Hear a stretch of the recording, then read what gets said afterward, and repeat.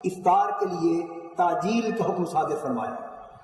حضور صلی اللہ علیہ وسلم ارشاد فرماتے لا یزال الناس بخیر الا ما اجل الفطر، کہ میری امت کے لوگ اس وقت تک نیکی اور بھلائی پر قائم رہیں گے جب تک وہ افطار میں جلدی کریں گے۔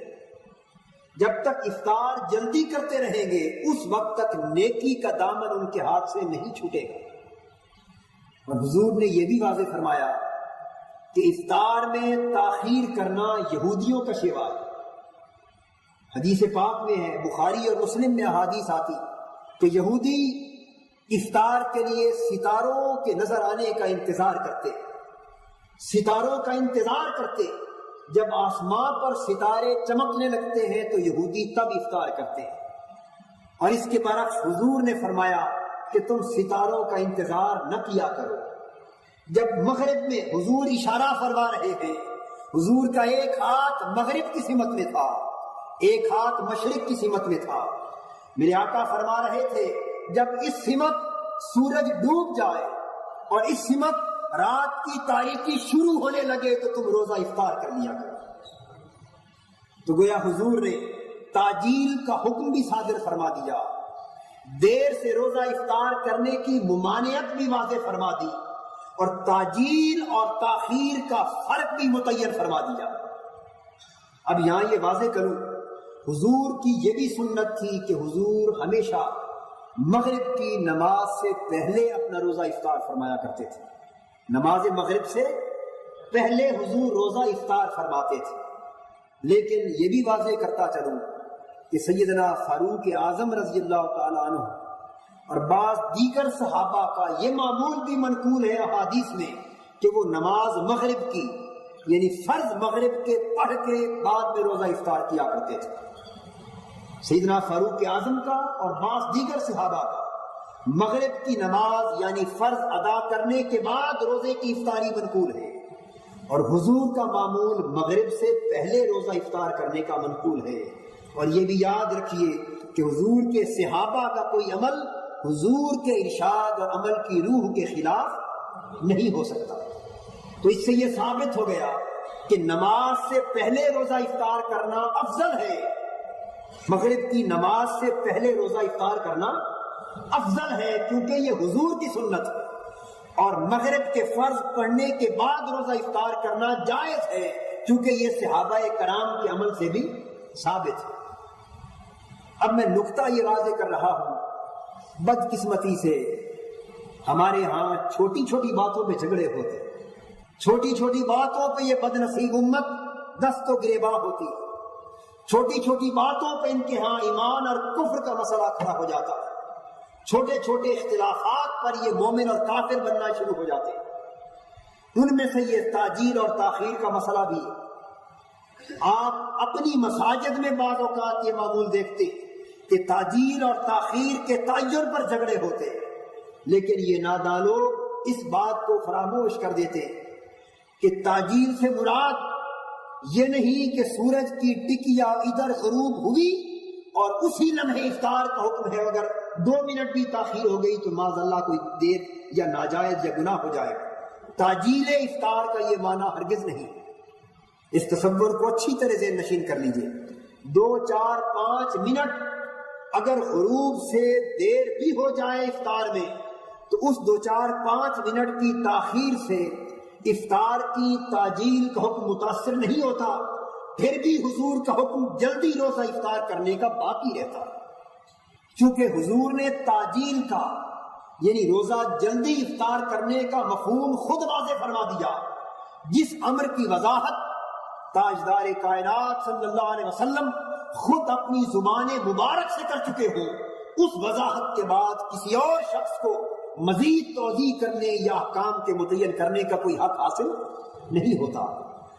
روزہ جلدی افطار کرنے کا حکم دینے والے بھی آقا دو جہاں ہیں، دیر سے افطار نہ کرنے کا حکم دینے والے بھی آقا دو جہاں ہیں۔ آئیے حضور سے ہی پوچھتے ہیں، آقا جلدی افطار کرنے کا معنی کیا ہے اور دیر سے افطار کرنے کا معنی کیا ہے؟ حضور نے فرمایا کہ میرے نزدیک دیر سے افطار کرنے کا معنی یہ ہے کہ تاروں کے نکلنے کا انتظار کیا جائے اور روزہ افطار نہ کیا جائے.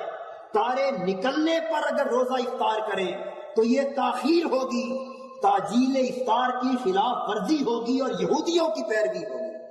اور اگر تاروں کے نکلنے کا انتظار کرنے سے پہلے آپ افطار کر لیں تو کوئی 2 منٹ پہلے کر لے یا کوئی 2 منٹ بعد، یہ سارے احکام تاجیل کے ضمن میں آتے ہیں، یہ تاخیر کے ضمن میں نہیں آتے.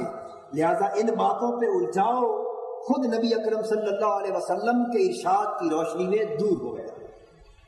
یہاں تک میں نے یہ بھی عرض کر دیا کہ کوئی اگر نماز مغرب کے فرائض پڑھ کر بھی افطار کرتا ہے تو مغرب کی نماز میں 4-5 منٹ ہی تو لگتے ہیں، اور اس سے زیادہ کیا لگتا ہے.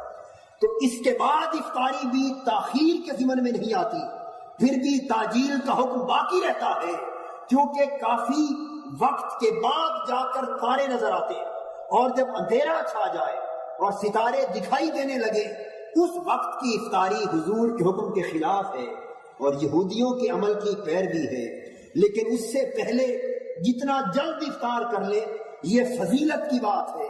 کوئی 2 منٹ پہلے افطار کرنے کو افضل سمجھ رہا ہے، کوئی 2 منٹ بعد میں افطار کرنے کو افضل سمجھ رہا ہے، تو یہ افضل اور مفضول کے جھگڑے پر ایمان اور کفر کے فیصلے نہیں ہوا کرتے.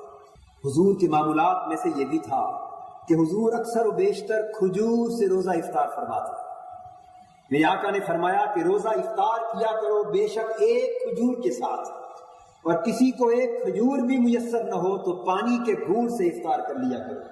حضور نے فرمایا اس لیے کہ پانی پاک چیز ہے، یعنی غریب سے غریب تر شخص کے لیے بھی حضور نے اپنی سنت وضع فرما دی. کوئی شخص افطاری کے وقت پھلوں کا اہتمام نہیں کر سکتا، مختلف پھل، مختلف قسم کے متنوع کھانے، دسترخوان پر مختلف انواع و اقسام کے پھل اور کھانے بچھا نہیں سکتا، تو کسی غریب کی نظر اس فرق کو دیکھ کر پریشان نہ ہو، وہ پانی کے گھونٹ سے بھی افطار کرتا ہے تو یہ بھی میرے آقا کی سنت ہی پہ عمل کر رہا ہے.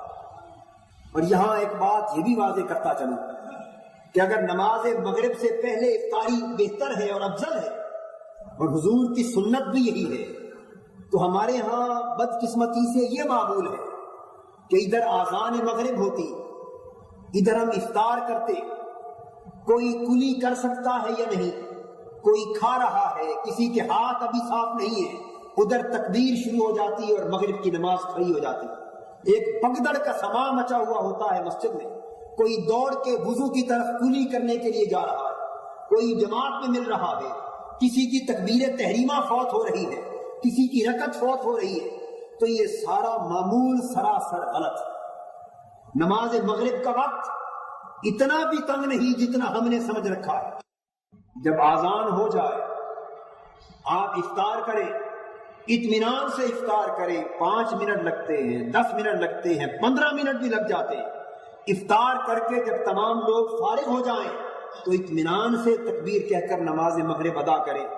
5, 10, 15 منٹ کی تاخیر سے نماز مغرب مکروہ وقت میں داخل نہیں ہوتی. نماز کا صحیح وقت پھر بھی قائم رہتا ہے.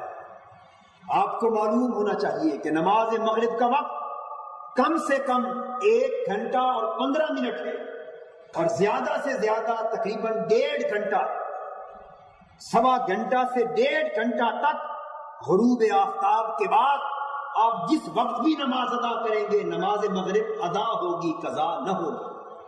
1.25 گھنٹہ یا 1.5 گھنٹہ گرمیوں اور سردیوں کے موسم کے فرق کے مطابق، اس کے بعد عشاء کی نماز کا وقت شروع ہوتا ہے.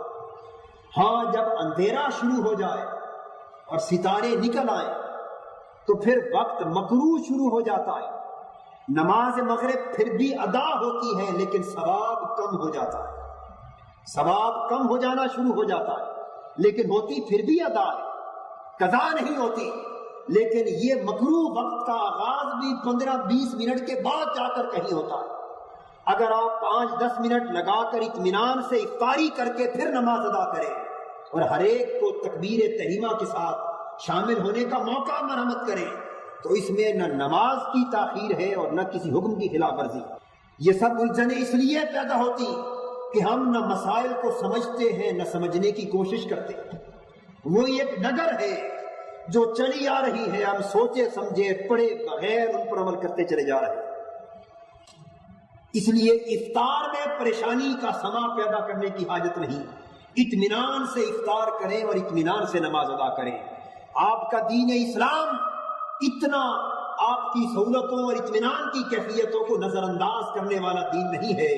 حضور نے تو یہاں تک فرما دیا کہ ایک طرف کھانے کا وقت ہو، بھوک لگی ہو اور دسترخوان پہ کھانا بچھا ہو، دوسری طرف نماز کا وقت ہو اور مجھے کہا جائے کہ بھوک کی حالت میں کھانے کو یا وقت پر نماز کو، دو میں سے کس کو آپ اپناتے ہیں؟ تو حضور نے فرمایا میں بھوک کی شدت کو ختم کرنے کے لیے کھانا پہلے کھاؤں گا، نماز بعد میں ادا کروں گا۔ اس لیے کہ بھوک اگر قائم رہی تو خدا کی یاد میں بھی لذت، انہماک، استغراق اور طمانینت آپ کو نصیب نہیں ہو سکتی۔